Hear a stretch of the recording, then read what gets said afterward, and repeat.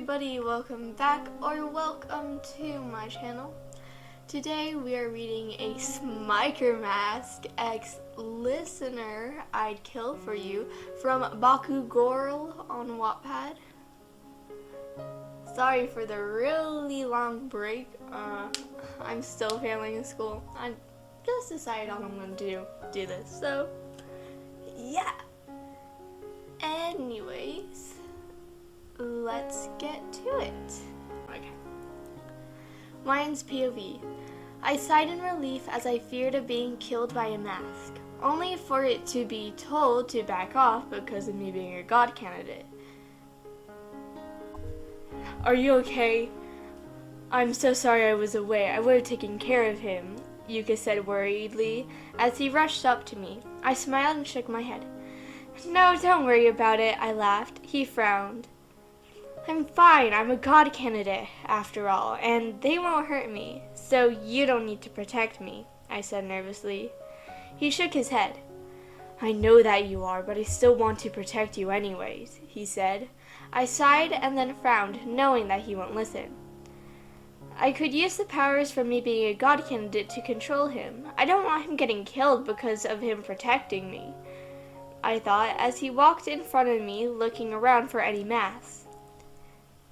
Yuka, I said. He stopped and turned to face me. He hummed.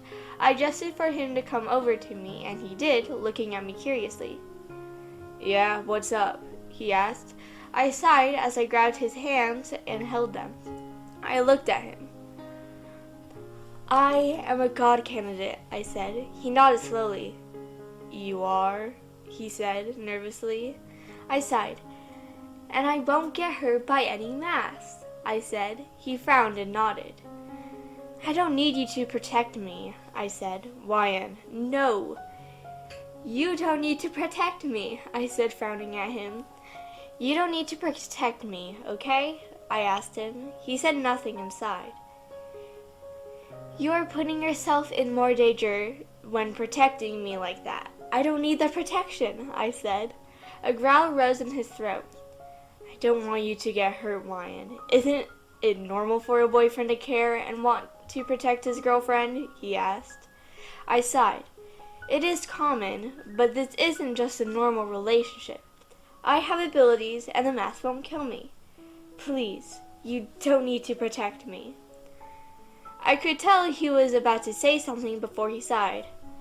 Let's go, he said, before walking behind me. I sighed. He's not going to listen, I don't think. I thought as I looked around. My eyes widened as I saw someone from school, one of the guys in my class who was a friend of a friend. Hey, are you okay? I yelled to him before running over. His eyes widened as he saw me, and a hopeful smile spread across his face. I smiled back. Are you okay? I asked him. He shook his head and panted heavily, sweat dripping down his forehead. What happened? I asked him. He took a deep breath to control his breathing before looking to the side. A mask attacked me, and I was as good as dead until I managed to push him off the edge, he said, looking off the side.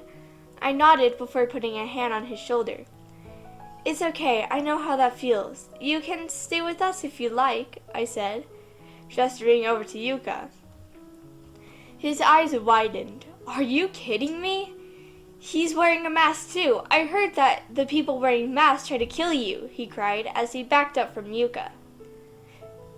Third person POV. Yuka glared at him from behind his mask, jealousy getting the best of him as he felt like pushing the boy off the edge himself. Maya noticed how tense Yuka was and began to feel worried. She figured it was jealousy, which it was, but she didn't know how extreme it was. No, don't worry. He's a friend and he won't hurt you. You can trust Yuka, he said, smiling at the guy. His eyebrows raised. Yuka? He asked. You nodded and grinned. Yeah, that's his name, he said, pointing to Yuka. The boy smiled. Okay, thank you, Ryan, he said, smiling at you, before nodding to Yuka in respect. Yuka didn't say anything as he stared at him. the boy then getting nervous before avoiding eye contact. "Okay, let's get going. We are currently scouting out a place where the helicopter will land," you said, as you helped the boy up. He smiled nervously and nodded as he began to get comfortable. "Okay," he said, before following your lead, Yuka following them. Yuka felt sick and angry every time that boy looked at you, smiled at you, or even touched your arm or hand as you walked. "I'm going to the bathroom. I'll be right back," you said, before walking away. Yuka at first tried to follow you, but then he decided not to push it. Him having other plans with the boy who waited patiently for her. Yuka looked at him, anger boiling inside of him as he wanted to be the only man you were around. Wanted to have you looking at him and nobody else. When you were completely out of sight, Yuka looked at the boy, him looking at him and beginning to feel nervous as the tension in the air only strengthened. "Hi, I know we don't know each other that well, but if we are going to be allies, then I want to know you more," the boy said, as he tried his best to relieve the air from its silence. Yuka didn't say anything as a growl rose in his throat. He hated the boy being around you. He hated how you smiled at the boy and not him. "I think I hear a mask. Wine is capable on her own. Let's go take care of it here," Yuka said as he handed the boy a knife. The boy looked at him curiously, a small frown on his face as he didn't know if he could trust him just yet.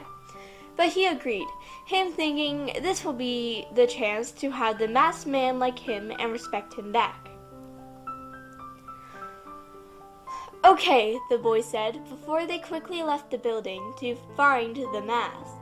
The boy looked around as him and Yuka stood on the bridge, Yuka behind him. Yuka stared at the boy, seeing his shaky hands as he was worried for his life.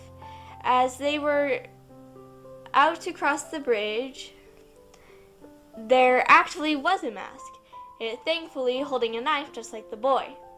Yuka found this as pure luck, him looking at the boy before frowning and trying to push him off the edge.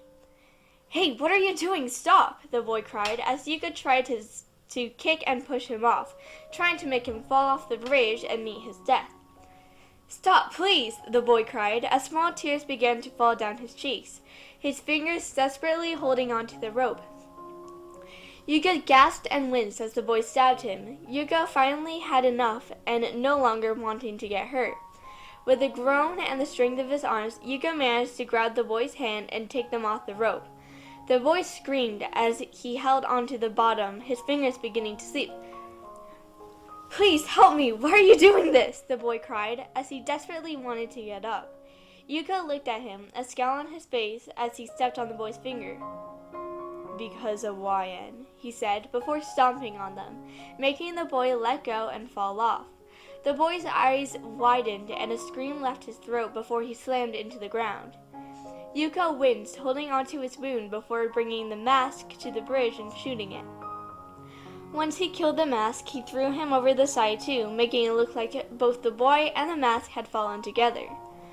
When he came back to see you, your eyes widened as you saw the wound of his knife. "Where is RN?" you asked. This was the first time he heard you say the boy's name. It made him get angry again. "We ran into a mask. They both fell at the same time. The mask had a knife and he stabbed me with it," he lied, before wrapping an arm around you. "I'm sorry. There wasn't much I could do for him. There was another mask far off in the distance and I was focusing on it," he lied once more. You didn't know what to think, so you just hesitated before nodding slowly. Yuka grabbed your hand and pulled you with him. Yuka smiled from under his mask as he finally got to be alone with you again. And no matter who stood in his way to be with you, he would take care of them. So that is the end of the video. I hope you all enjoyed. Happy Mother's Day, because Mother's Day is tomorrow. I don't know when I'm posting this. But happy Mother's Day. And yeah, I will see you all next time. Bye!